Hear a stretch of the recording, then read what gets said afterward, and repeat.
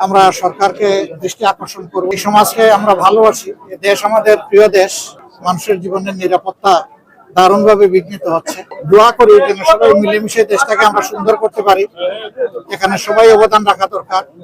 সরকারি দল, বিরোধী দল, নির্দলীয় যারা আছেন, এই সমাজকে আমরা ভালোবাসি। দেশ আমাদের প্রিয় দেশ, দেশ ভালো থাকলে ইনশাল্লাহ আমরা ভালো থাকবো।